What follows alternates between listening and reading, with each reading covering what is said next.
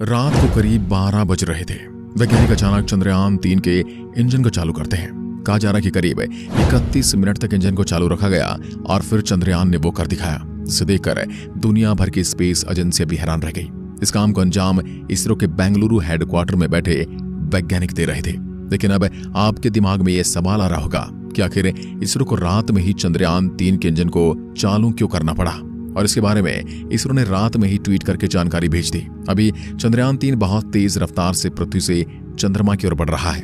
दोस्तों, जब से चंद्रयान-3 पृथ्वी से अपनी मंजिल की ओर निकला है, तब से लोगों के मन में सवाल है कि आखिर कब वहां जाकर ये मुसाफिर जानकारी और तस्वीरें भेजने वाला है। लेकिन अभी इसने क्या खुशखबरी दी है, और साथ ही आपको ये भी बताएंगे कि ये अभी पृथ्वी से कितने किलोमीटर दूर चला गया है और चांद की कक्षा में कब तक पहुंच जाएगा। चलिए इस वीडियो में आपको पूरा डिटेल में इसके बारे में जानकारी देते हैं। आप देख रहे हैं फ्यूचर साइंस यूट्यूब चैनल। दोस्तों, इस बात को तो आप जानते हैं कि चंद्रयान-3 को 14 जुलाई के दिन इसरो का रॉकेट पृथ्वी से लेकर निकला था। इस रॉकेट का काम इसे केवल पृथ्वी की कक्षा में पहुंचाना था। उसके बाद इस रॉकेट का मलबा नीचे गिर गया। 14 तारीख से लेकर अब तक पृथ्वी की कक्षा में ही राउंड चक्कर लगा रहा है। 15 जुलाई के दिन इसने पृथ्वी के चारों ओर पहला राउंड पूरा किया था, क्योंकि जैसे कि मैंने पहले ही आपको बताया कि कोई भी अंतरिक्ष यान को डायरेक्ट सीधा नहीं भेजा जाता है, बल्कि उसे पहले पृथ्वी के चारों ओर राउंड घुमाया जाता है और फिर धीरे धीरे अंडाकार राउंड में वह पृथ्वी से दूर जाता है,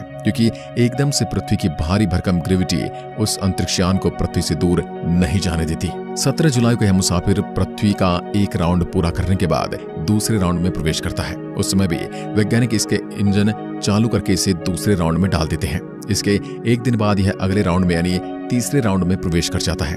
20 जुलाई का दिन भी वैज्ञानिकों के लिए बहुत खास होता है, क्योंकि इस दिन भी वैज्ञानिक इस इंजन को चालू करके चौथी कक्षा में से डाल देते हैं। यहां तक यह मशीन वैज्ञानिकों के प्लान के मुताबिक बिल्कुल सही काम कर रही है। फिर 25 जुलाई के दिन ये पृथ्वी के 5वें राउंड में पहुंच जाता है। अब यह पृथ्वी का लास्ट राउंड था। 25 जुलाई के बाद वैज्ञानिकों का इंतजार था 1 अगस्त का। ये इंतजार भी खत्म हो गया। 14 तारीख से लेकर 31 जुलाई तक चंद्रयान-3 ने पृथ्वी के चारों ओर पूरे 5 राउंड कर लिए हैं। अब चंद्रयान बिल्कुल सही सलामत पृथ्वी के 5 राउंड पूरा करके तैयार हो गया था पृथ्वी की ग्रेविटी को छोड़ने के लिए। कोई भी अंतरिक्ष यान को पृथ्वी की भारी ग्रेविटी से निकलने के लिए इसके इंजन को चालू करना पड़ता है। फिर वैज्ञानिकों का इंतजार था 31 जुलाई और 1 अगस्त की मध्य रात्रि का।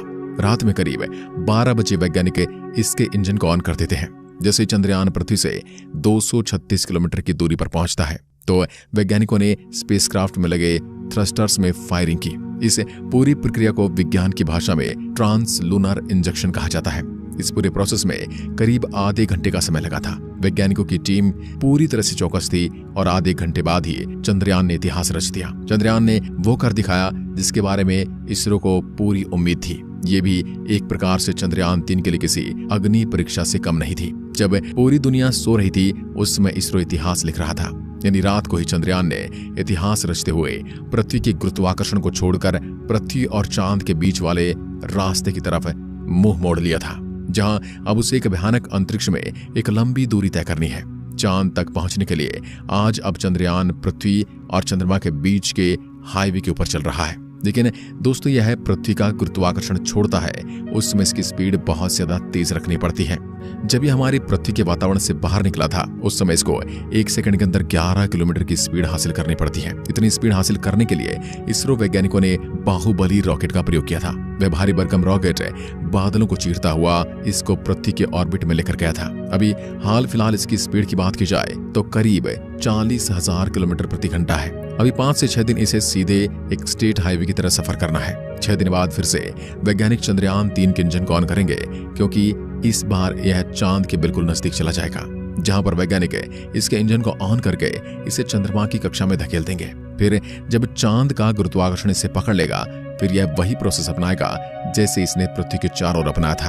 ये चांद के चारों ओर अंडाकार राउंड काटते हुए धीरे धीरे नजदीक जाएगा। लेकिन ये काम आपको जितना आसान लग रहा है उतना है नहीं। यहाँ पर अगर वैज्ञानिकों ने थोड़ी सी भी चूक हो जाती है, तो आपको पता है कि 40,000 किलोमीटर प्रति घंटा की रफ्तार से ये बढ़ रहा है। इतनी रफ्तार से चूकने पर यह चांद से आगे निकल सकता है। वैज्ञानिक इसे चांद की कक्षा में डालने के लिए मॉड्यूल सिस्टम को ऑन करके थ्रस्टर्स के माध्यम से इसे कंट्रोल करते हैं। प्रोपल्सन मॉड्यूल में लगे छोटे छोटे इंजन की मदद से इसे अपोजिट दबाव देकर इसे चांद की कक्षा में डाल दिया जाएगा। इस वक्त वैज्ञानिक पल पल की जानकारी रखेंगे, क्योंकि चंद्रयान के लिए ये दिन भी बहुत ज्यादा खास रहने वाला है। और एक बार चांद की कक्षा में पहुंचने के बाद धीरे धीरे वैज्ञानिक इसकी कक्षा को छोटा करते जाएंगे और चंद्रयान अपने लक्ष्य के नजदीक पहुंच जाएगा। ये प्रोसेस भी काफी दिन होगा। फिर 17 अगस्त के दिन चंद्रमा का प्रपल्शन मॉड्यूल विक्रम लैंडर से अलग हो जाएगा। उसके बाद चांद पर कुछ राउंड काटने के बाद 23 अगस्त के दिन यह चांद के बहुत नजदीक यानी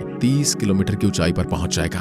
फिर इसका केवल एक ही काम है, बस इसे धीरे धीरे चांद की जमीन पर उतारना। ये सफर कुछ मिनटों का होता है, लेकिन इस पूरे मिशन के यह 15 से 20 मिनट बहुत ज्यादा खास और भयानक होते हैं। इसी फेज में आके अच्छे मिशन फेल हो जाते हैं, क्योंकि इस समय इस अंतरिक्ष यान को बड़े आराम से उतरना होता है और इसके लिए वैज्ञानिक इसके अंदर एडवांस टेक्नोलॉजी वाले उपकरण लगाते हैं जो इसकी गति को उतरते वक्त स्लो करते हैं, जिसे थ्रस्टर कहा जाता है। यही थ्रस्टर इसे ऊपर अपोजिट डायरेक्शन में धकेलते हैं, जिससे कि इसकी स्पीड कम हो जाती है। इस दौरान चंद्रयान 3 की लैंडर की रफ्तार 6000 किलोमीटर प्रति सेकंड से धीरे धीरे घटकर 7.2 किलोमीटर प्रति सेकंड यानी 2 मीटर प्रति सेकंड तक लेकर आनी है। जिस वक्त यह अंतरिक्ष यान उस भयानक जगह पर उतरेगा, इस वक्त यह अपना खुद का दिमाग इस्तेमाल करने वाला है, यानी यह खुद की आर्टिफिशियल इंटेलिजेंस का इस्तेमाल करके ये डिसाइड करेगा कि उसे उस मुश्किल वक्त में कैसे फैसले लेने हैं। इसरो की इसी तकनीक की दुनिया दीवानी हो गई है। ये एडवांस तकनीक है, इसके अंदर लगे होने की वजह से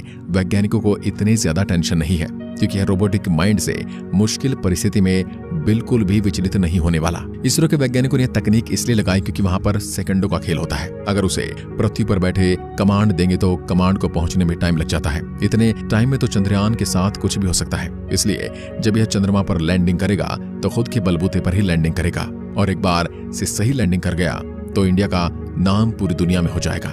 उतरने के बाद तो ये बिल्कुल भी देरी नहीं करेगा चांद के उस अंधेरी दुनिया के राज खोलने में। जब चांद के उन भयानक गड्ढों की पहली बार तस्वीर दुनिया के सामने आएगी तो पूरी दुनिया के वैज्ञानिक भी अचंभित रहने वाले हैं, क्योंकि करोड़ों साल से वह गड्ढे वीरान पड़े हैं। अगर पृथ्वी पर इस प्रकार के गड्ढे कई सालों से वीरान पड़े होते तो उनके अंदर तो कई प्रकार के जीव जंतु जाकर अपना बसेरा बना लेते, लेकिन चंद्रमा पर आखिर उन भयानक गड्ढों के अंदर क्या है, ये सवाल वैज्ञानिकों को अब बहुत परेशान कर रहा है, जिसका जवाब हमें सटीक रूप से चंद्रयान 3 का रोवर ही वहां जाकर देने वाला है। इस रोवर को चांद की उस उबड़-खाबड़ जमीन पर चलने में भी परेशानी आने वाली है। इसके लिए इसके अंदर कई प्रकार के सेंसर लगे हुए हैं जो पहले ही उसको बता देंगे कि कहां पर गड्ढा है और कहां पर बड़ा पत्थर है, तो ये पहले से ही उनसे सचेत हो जाएगा। हालांकि पहले से ही वैज्ञानिकों ने इसके लक्ष्य को सेट कर रखा है, यानी कि इसको वहां जाकर सबसे पहले किस बात के ऊपर रिसर्च करना है। और इस बार वैज्ञानिकों ने खासकर इसके अंदर एडवांस उपकरण लगाए ताकि किसी भी हालत में इसके साथ कोई अनहोनी घटना न घटे। वैज्ञानिकों ने 3-4 साल जी जान लगाकर मेहनत से इसे चांद पर भेजा है। किसी भी दूसरी दुनिया में अंतरिक्ष यान भेजना कोई आसान काम नहीं है। इसके लिए सैकड़ों वैज्ञानिकों की रात दिन की मेहनत पीछे लगी होती है। कई अथक प्रयास किए जाते हैं, उसकी सैकड़ों बार टेस्टिंग होती है, उसके बाद ही उसे दूसरी दुनिया में उतरने के लिए रवाना किया जाता है। दोस्तों, उम्मीद करते हैं कि चंद्रयान 3 जरूर चांद की जमीन पर उतर जाएगा और वहां की रहस्यमय दुनिया की जानकारी पहली बार हमारे पास आएगी। बाकी आप चंद्रयान 3 को लेकर क्या सोचते हैं, हमें कमेंट के माध्यम से जरूर बताएं। ऐसे ही ब्रह्मांड के इंटरेस्टिंग वीडियोस देखने के लिए हमारे चैनल फ्यूचर साइंस को सब्सक्राइब करें। जय हिंद, जय भारत।